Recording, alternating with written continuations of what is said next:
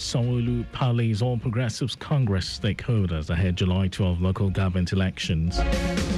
Federal government backs plan to build $400 million mineral plant in Nasarawa State. On foreign scene, President Donald Trump gives hint on regime change in Iran as Tehran vows decisive response to United States attack. And in sports, Nigeria Fencing Federation names squad for African Championship. And now the details. I am Mike James. Lagos State Governor Babajide Sanwo-Olu is scheduled to hold a stakeholders parley with the leaders, elected and appointed officials and all candidates of the All Progressives Congress in the July 12 Lagos State local government elections on Tuesday, 24th June at the State House Marina at noon. The APC, in a statement signed by its Lagos spokesperson Sheye Oladejo, says the meeting will serve as the rallying point for mobilization of the party's troops towards the local government elections. According to the statement, Lagos APC acknowledges and appreciates the trust and confidence of Lagosians in the party's progressive philosophy, which explains the continuous, unparalleled and unprecedented growth across all sectors in the state. It expresses confidence that the landmark achievement of the local government councils in education, primary health care, housing and social interventions, among others, will be rewarded with massive votes at the polls for all the candidates. It will be recalled that the presentation of flags to the 57 APC chairmanship candidates in the elections, which marked the official commencement of campaigns held last week at the state party secretariat at Ogba. The ceremony, which had in attendance who is who in government and party hierarchy, was a morale booster for all party stalwarts for another victorious outing. Lagos State government has encouraged residents of state government-owned housing estates in the Ikorodu area to participate and collaborate with the Ministry of Housing to create more sustainable and livable environment for all. Permanent Secretary, Ministry of Housing, Abdulhafiz Toriola, stated this at a forum organized for residents of the state government-owned housing estate in Ikorodu and held at the Ayongbore Jubilee Housing Estate. Toriola, who was represented by the Director, Estate Department, Ministry of Housing, Olukemi Fushudo, said the forum was organized to address specific issues, including estate maintenance, security, estate development, waste management, and environmental sustainability. The Permanent Secretary, who stressed the importance of residents' participation, expressed gratitude for their contributions, expertise, and commitment, emphasizing the importance of the forum as a platform for collaboration in line with the theme's Plots agenda, which prioritizes inclusivity. Toriola highlighted the importance of residents' feedback and input, emphasizing that it would help shape strategies and improve services. He also advised transparency and inclusivity in decision-making, adding that they can forward their feedback on issues to all the ministry's social media handles or forward a letter to the Office of the Permanent Secretary, Ministry of Housing, Alausa Ikeja.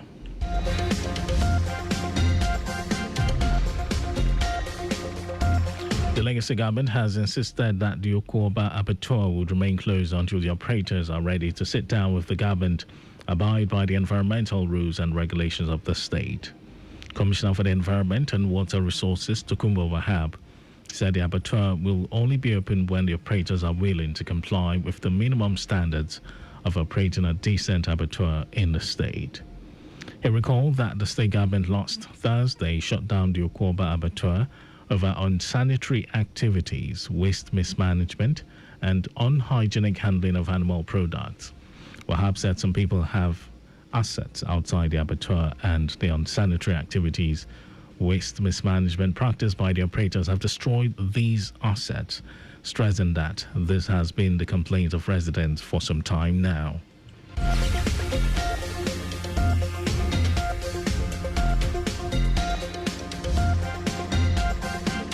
And now to the rest of the stories. The federal government has pledged full support to a $400 million foreign direct investment FDI plan to build Africa's largest rare earth and critical minerals plant in Nasarawa State, potentially creating over 10,000 jobs nationwide. Minister of Solid Minerals Development, Dele Alake, lauded the project funders for keying into a value addition campaign of President Bola Tinubu's administration and confirming that mineral processing is the strategy to take the jobless from the streets. Noting that this represents a significant milestone in efforts to spur investor confidence in the mining sector, Alake said the establishment of the plant would promote skills transfer and boost the contributions of the solid mineral sector to the economy. Alake applauded the company for its strategic foresight and patriotic investment in rare earth metal plant, aligning its operations with the federal government's drive for in-country processing and beneficiation of minerals. Kano Police Command says the explosion recorded in the eastern bypass of the state was from unexploded ordnance and not from an improvised explosive device, IED, as earlier speculated.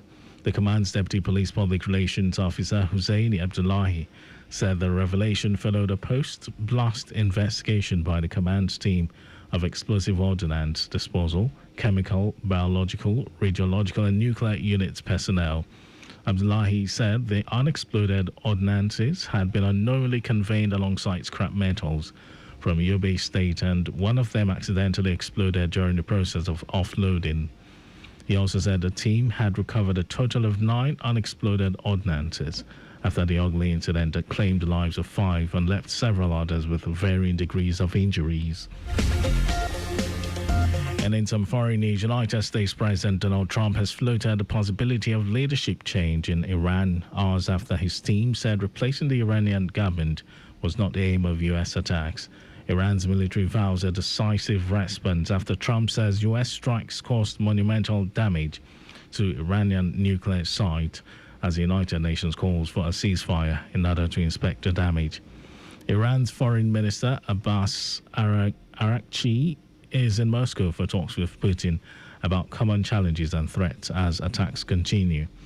Israel carried out one of the most intense attacks on Iran's military infrastructure overnight and a fresh series of strikes towards Tehran this morning. Elsewhere, the U.S. has asked China to put pressure on Iran not to close the Strait of Hormuz, a critical shipping route. Over to sports news. The Nigeria Fencing Federation has announced a 12-member squad for the 23rd African Fencing Championships, scheduled to take place at Charterhouse, Lagos from June 25 to 29. Leading the Nigerian team is US-based Nkosi Bro, the first Nigerian fencer to win a medal at an international event. Team Nigeria will compete in both individual and team events across the weapon disciplines. National coach Ibrahim Aluba expressed confidence in the youthful team, noting their potential to surprise more experienced opponents. In addition to host nation Nigeria, other participating countries include Tunisia, Egypt, Morocco, Kenya, Benin Republic, Cote d'Ivoire, Algeria, Senegal, Mauritius, Angola, Rwanda, Niger, South Africa, Guinea, Libya, Burkina Faso, and Cape Verde. The tournament will feature 12 events made up of 6 individuals and 6 team events in foil, épée, and sabre. That was our news at 12. Just before we go, ensure you make use of your seatbelt while driving.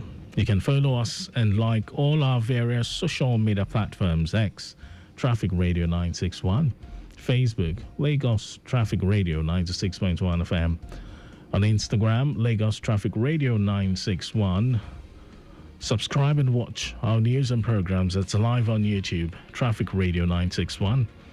Visit our website, www.trafficradio961.ng, and you can listen to Lagos Traffic Radio 96.1 FM live on My Lagos app for timely updates.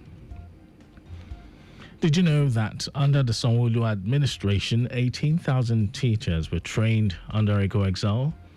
You can always get more details on the Legacy Government website and to end the news. Here are the highlights of the major stories.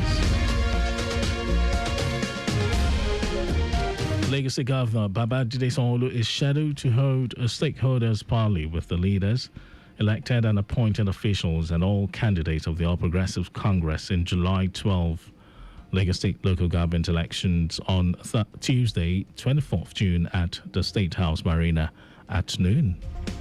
The federal government has pledged full support to a $400 million foreign direct investment FDI plan to build Africa's largest rare earth and critical minerals plant in Nasarawa State, potentially creating over 10,000 jobs nationwide.